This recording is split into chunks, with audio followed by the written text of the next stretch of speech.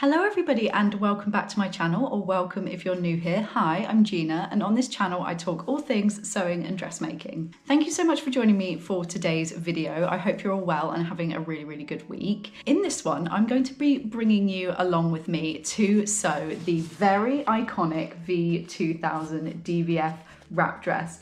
This is a reissue of the original 1970s pattern by DVF. This dress is iconic. It has been everywhere. It is the most beautiful classic wrap dress with a couple of statement features. It's got this really beautiful pointy collar around the neckline, and it's got these really cool statement cuffs as well.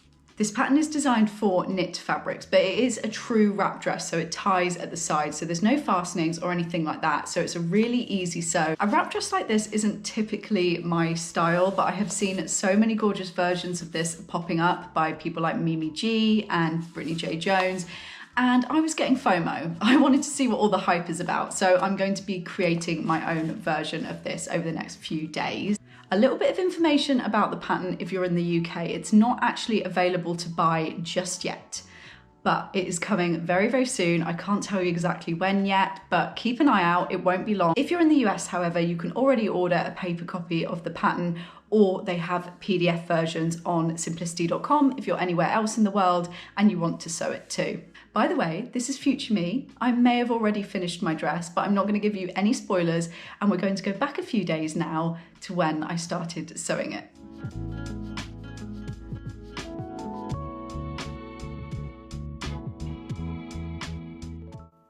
Hello everybody and welcome to my sewing room floor, which is my cutting table at the moment. But I don't mind because I'm starting a very exciting project. I am starting this. This is the V2000. It is the reproduction of the original vintage DVF wrap dress pattern. I'm not really normally a wrap dress girl, but there's something about this. It just, I don't know, it's giving expensive, classy, high fashion. It's beautiful, so I'm really excited. I have just been reading through the finished garment measurements. If you look on the back of any of your big four patterns, especially the newer ones, they're much better on the newer ones now. You've got the finished garment measurements, and that is where you will find your size. Ignore this bit at the top here. This bit at the top means nothing. Always ignore that. It's useless to you. It's all about the finished garment measurements, because you've got to bear in mind the ease if you're using a stretch fabric as well. So you definitely want to go and look at the measurements on there to cut your size. I am going to do the size 12 on this because I seem to fit best around the finished garment measurements for the size 12, and also I'm using a stretch fabric which is much more forgiving in terms of sizing, so I can just go for the straight 12 and probably get away with it, but I can make alterations as I go. I probably won't cut out the fabric tonight because the kids are in bed, and I normally use my electric scissors with jerseys and they are super noisy, but at least I can get the pattern cut out and then get started on it properly tomorrow. Let's go.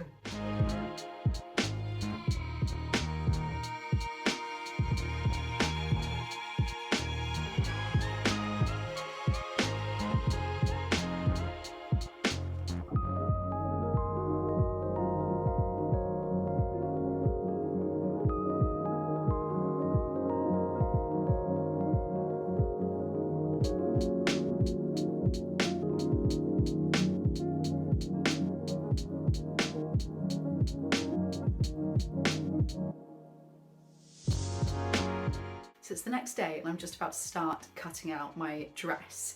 I have a little bit of an issue when it comes to cutting this out.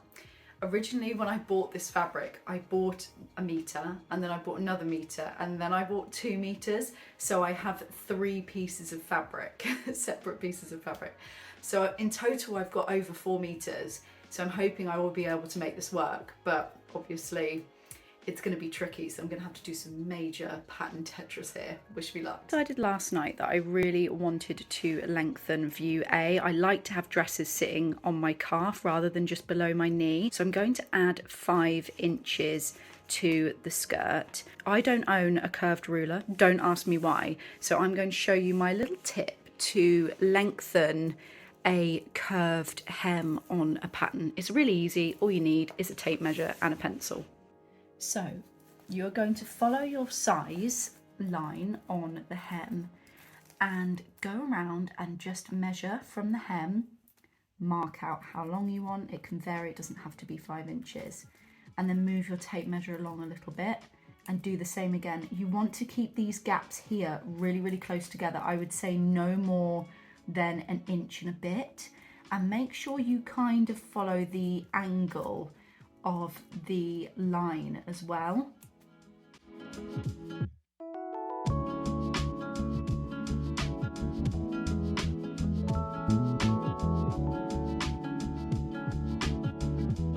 Hopefully you can see this, but here are the little markings that I've created. And as you can see, because they're really close together, they'll be really easy to join up and you get a really accurate curve.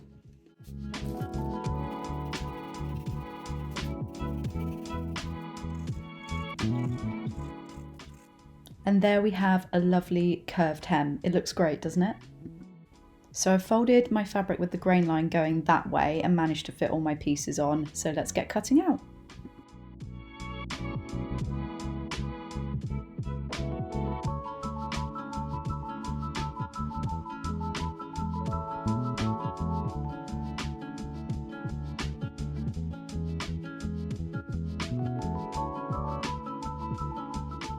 So I'm going to put my walking foot on my machine and start sewing. I haven't cut out my interfacing yet, but I was really keen to just start fitting my bodice. I normally get quite a few fit issues around my shoulders. I have teeny tiny shoulders, and the shoulders on this look kind of big for me. So we'll see how we get on. But yeah, I'm just keen to start doing some sewing now. I'm bored of cutting out.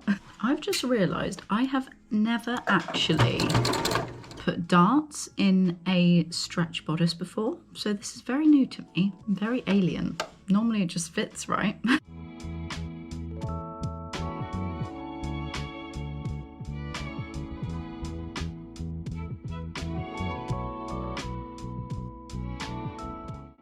can't remember where I saw this little tip, but I saw this for marking out darts and pleats, that if you put your pin either side of the markings, these are pleats by the way, and then you just slide your pin together. It's really fiddly to do while I've got the camera in front of me. Can you see? It's all folded together and your pleats are exactly where they're supposed to be, and then you just pin across here.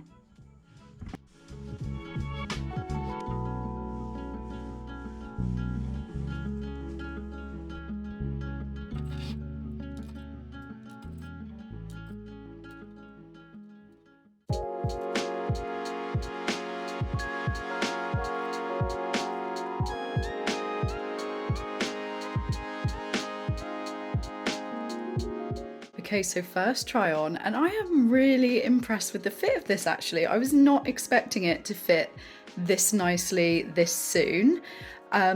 So adjustments I need to make. You can see here it's coming out too far on my shoulders, so I need to bring that in a little bit so it's sitting a lot better. I also need to take an inch here at the shoulders just to lift up the bodice, because the darts keep kind of falling down and it's gaping here at the neckline because it's just a little bit too big there, but you can see how much that improves the fit when I lift that up. But fits like a dream around the waist and at the back, and I'm totally obsessed with this animal print. This is going to be so cute. I'm nearly out of time for today. I've got to go and pick the kids up from school in a minute, but I'm really happy with how the bodice fits. So I'm going to go back to step one now and start interfacing it and putting that together properly. I'll also run it through the overlocker so it's super neat. But anyway, I need to go and cut out the interfacing before I run out of time.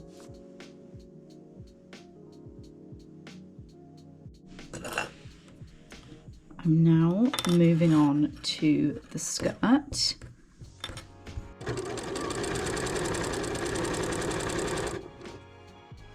So to assemble this dress, you actually attach the bodice pieces to the skirt pieces before doing the side seams. So I am just sewing my back bodice to my back skirt now.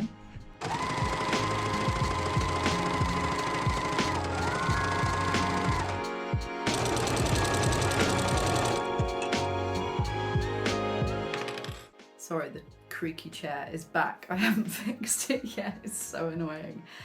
Today has been pretty unsuccessful in terms of sewing this dress. I thought I would have loads of time to finish it, but actually I was really busy with other stuff, so I kind of rushed any sewing that I did, and I managed to sew the wrong skirt pieces onto the wrong bodice pieces, so everything wasn't matching up. And I also overlocked it as well, so I had to unpick not only the stitching lines but the overlocking as well, so that was super frustrating. But anyway, I've unpicked it all now. I'm going to slow down and pay attention and do it properly, and hopefully get a little bit further than I did this morning.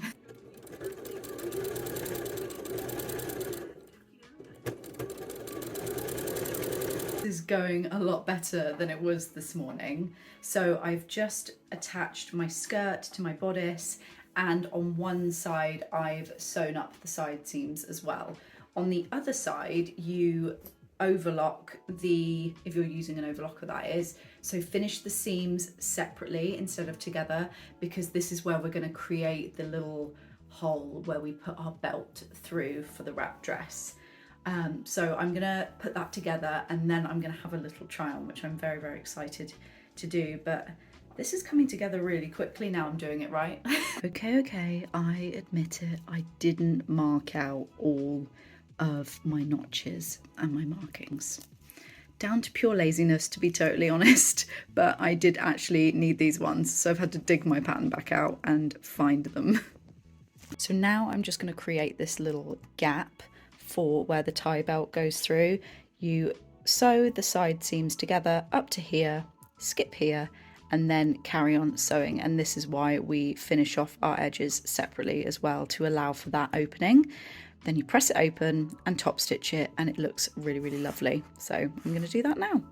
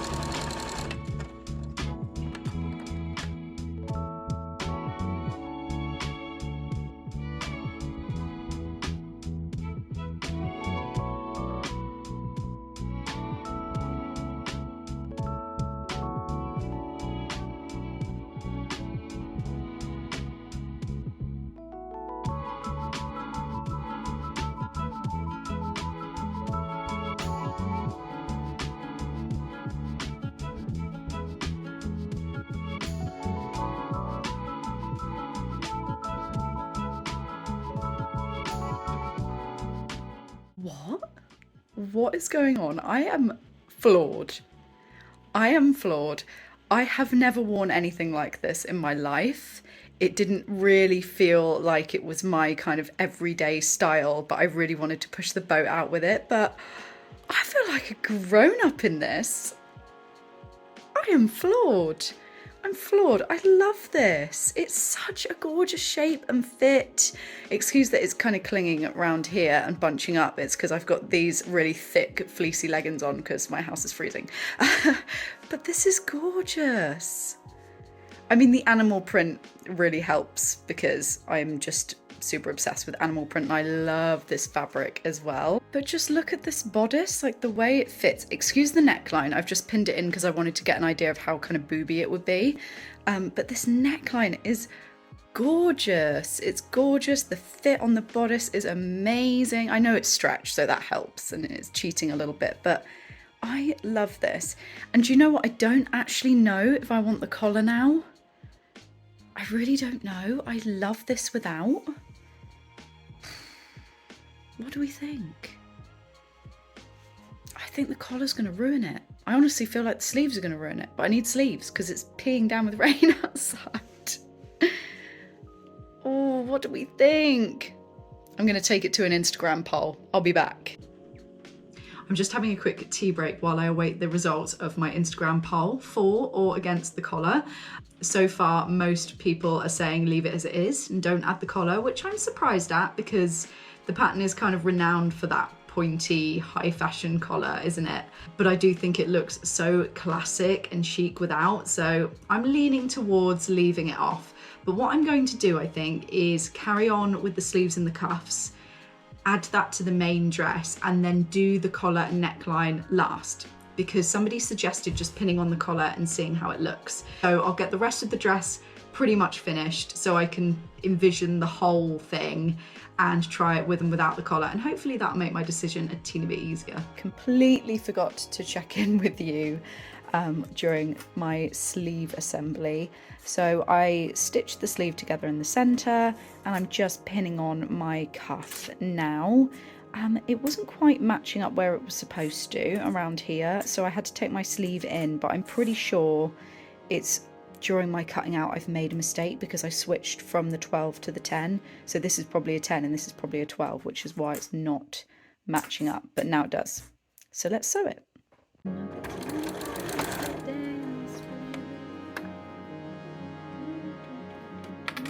So for the facings, you just need to sew them right sides together, press that out, and then finish one of the edges. Time to sew these facings on. Cuffs are done. I've just clipped them for a minute because I don't want to get the iron out again just yet. So I am just going to attach my sleeves now.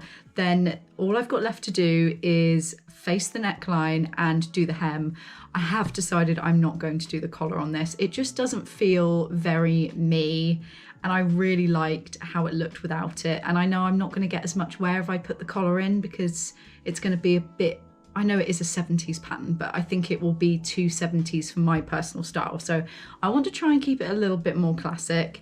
So I'm keeping the neckline plain. So I'm just going to face it and that will be done. And then I've got to do the hem and then we're ready to go, which is so exciting because I've got date night with my fiance tomorrow and I really want to wear this. Okay, so we're still not 100% finished, but I wanted to do a quick try on before I have to finish up for the day because I've got to go and pick the kids up.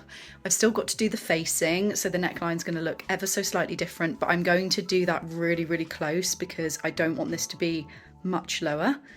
This is literally perfect as it is. It's so gorgeous. I'm obsessed. I'm glad I didn't do the collar. I don't think it needs it. In fact, I don't know how I feel about the cuffs, to be totally honest.